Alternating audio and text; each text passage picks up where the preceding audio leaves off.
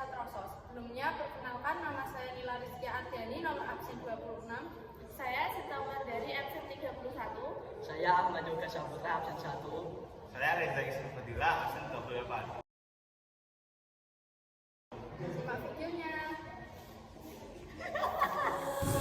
Di video kali ini, kita akan membahas tentang unsur-unsur kebudayaan di Desa Troso. Desa Troso adalah desa yang terletak di Kabupaten Jepara, Provinsi Jawa Tengah. Desa ini memiliki sejarah panjang dalam seni tenun. Keterampilan membuat tenun ikat sudah dimiliki oleh warga Desa Troso sejak masuknya agama Islam ke wilayah pesisir utara Jawa, yaitu abad ke-15. Tradisi yang turun-temurun ini menjadikan simbol kekayaan budaya serta identitas masyarakat Desa Troso, dan sekarang disebut dengan Desa Wisata Atraksi Tenun. Disebut dengan cinta ketelitian oleh para pengrajin. Tenun Troso adalah budaya atau warisan orang-orang tua kita untuk tetap dikembangkan walaupun dengan persaingan. Yang pertama yang kita bahas yaitu unsur kesenian.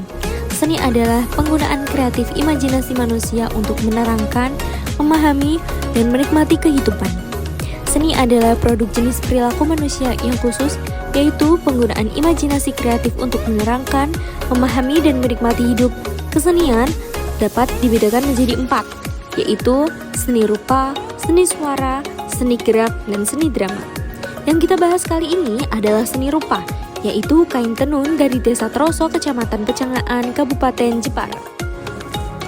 Proses pembuatan tenun melalui banyak tahapan. Jenis benang yang digunakan beda-beda. Kalau dari mistris atau CSM itu bahannya dari India. Untuk lusinya itu ada 80/2, kalau pakannya 64/2. Tetapi kalau sarung jenis benang juga berbeda. Namun dalam proses pembuatannya sama, hanya terdapat sedikit perbedaan di proses pewarnaan. Adapun prosesnya dari awal benang masih natural, masih putih, ada benang katun, ada juga benang sutra. Namun yang umum dipakai di Desa Troso yaitu benang katun. Proses awal setelah benang datang dari pabrik yaitu pengetengan untuk menciptakan pola dasarnya. Pada saat proses pengetengan ini disebut alat bernama pelangkan sesuai ukuran skalanya. Setelah kemudian digambar sesuai pola namanya teknik mencorek. Disambung dengan pengikatan dengan menggunakan tali rafiah. Ini disebut tahap awal menciptakan motif yang sudah direncanakan didesain dari awal. Setelah itu pencelupan pertama. Orang Troso menyebutnya dengan menter, tergantung pesanan juga. Karena tradisi penggunaan teknik pewarnaan masih menggunakan warna kimia, tidak pewarnaan alami, sehingga prosesnya tidak membutuhkan waktu yang lama. Setelah dasaran warna itu kering, pelangkan itu kemudian disesuaikan dengan pola yang sudah direncanakan. Tali rafiah yang awalnya diikat di benang dikupas satu persatu sesuai pola penggunaan solder namanya teknik battle. Karena ada beberapa warna tali rafiah yang warnanya beda, maka harus dikupas satu persatu sesuai pola. Setelah itu dicelup yang kedua. Orang Troso menyebutnya dengan istilah ganepo. Setelah ganepo selesai lalu dikeringkan sampai kering sempurna, lalu dikupas lagi atau batel yang kedua.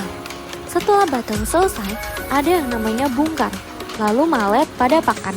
Ini adalah hal yang paling krusial di dalam produksi ATBM, karena ketika salah mengambil motif saja, maka tidak akan serasi. Tidak akan seimbang motif kiri dan kanannya. Setelah malet, lalu benang ditenun. Yang kedua, unsur sistem mata pencaharian hidup. Mata pencaharian adalah suatu pekerjaan yang rutin dilakukan dan mendatangkan nafkah. Hal ini bisa dilihat dari cara kehidupan penduduk setempat.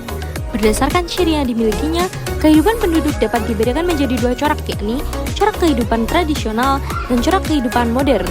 Masing-masing corak memiliki ciri tersendiri. Di Desa Troso, masyarakat bermata pencaharian dunia industri. Kerajinan tenun ini menjadi salah satu sumber kehidupan utama bagi masyarakat Desa Troso. Yang ketiga, unsur organisasi sosial.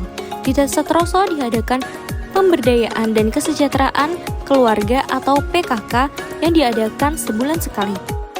Yang keempat, unsur religi. Di Desa Troso terdapat Masjid Datuk Ampel yang menyimpan banyak sekali sejarah di dalamnya, dan juga terdapat makam Mbah Senu di dekat makam Nogosari yang sejarahnya panjang pula. Yang keenam, unsur peralatan dan perlengkapan hidup. Di Di Desa Troso, sekarang banyak sekali pengrajin tenun yang menggunakan mesin untuk mempercepat kegiatan produksi.